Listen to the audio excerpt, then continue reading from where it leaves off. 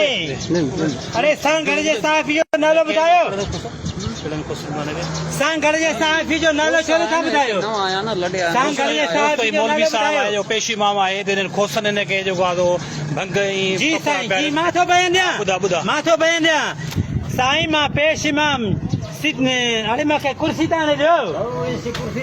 साईं मां पेश इमाम आहियां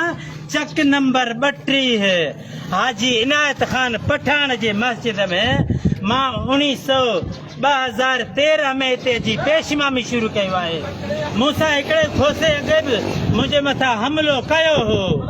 पर उहो हमिलो 6 ॾींहंनि जो हो ही हमिलो वधी वियो आहे मूंखे ज़हर ॾिनऊं मूंखे खोसनि ज़हर ॾिनो आहे मूंखे शराब पिलायूं मां सां ज़ुल्म करे छॾियूं खोसनि खे कढियो वञे खोसनि ते लानत खोसनि ते खोसनि जे खुस ते लानत हुजे मूंखे ज़हर ॾिनो वियो तूं सांगड़ जो साफ़ी आई साफ़ी काॾे वियो साफ़ी काॾे वियो साईं बयान वठो मूंखे ज़हर ॾिनो वियो मां चक नंबर 32 जो पेश इमाम आहियां मां पेश इमाम पेश इमामी कयां थो खोसन नालो ॿुधाए ख़ास नालो पटको ॾियो मुंहिंजो पटको ज़ाती पटको भंग अरे मुंहिंजो ज़ाती पटको भंग वारा पकोड़ा जेके पेश इमाम खे खोसन नाजायज़ी कई वई आहे ही ॾिसो तव्हां लाइ यार साफ़ी को घुरायो मूंखे ज़हर ॾिनो वियो आहे छॾ मूंखे ज़हर ॾिनो वियो आहे छॾ साफ़ी घुरायो अरे माना बिल त सही साफ़ी यार बयान त ॾिया चलो मां साफ़ी खे बयान त ॾिया अरे हेॾे नथा ॾियो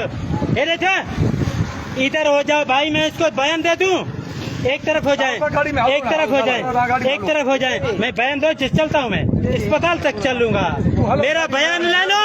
नाला ॿुधा अरे सारे साफ़ी आ जाओ सांगड़ के सारे साफ़ी आ जाओ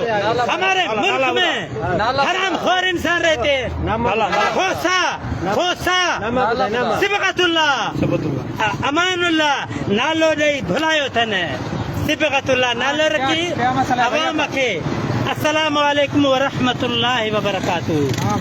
साईं तव्हां साफ़ी आहियो साईं मुंहिंजी ॻाल्हि ॿुधो मूंखे खोसनि ज़हर पीआरियो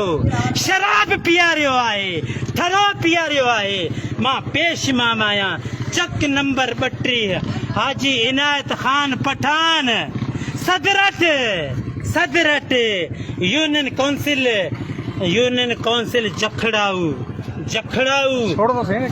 जखड़ाऊ अरे मैं दस्तां त गिरी यार यार तो साईं मुंहिंजो तव्हां अरे तुम भी त सही गाड़ी में चला दो वो तो बताए ना किसने दिया है अस्सलाम वालेकुम साईं मेरा गुलजार ये मेरे पड़ोस में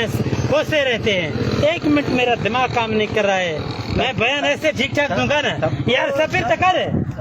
छा है तोखे मां बयान त ॾियां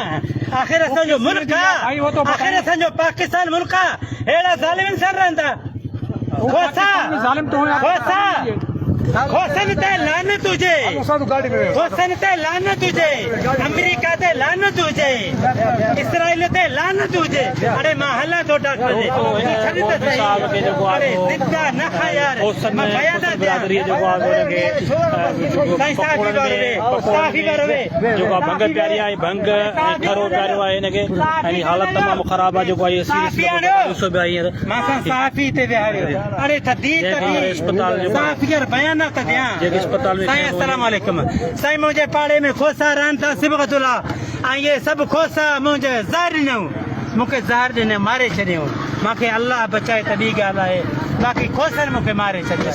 पंहिंजे तरफ़ां मारियूं 2 बजे मां निमाज़ ज़ोर पढ़ायो आहे उन खां बाद में तइलीम कई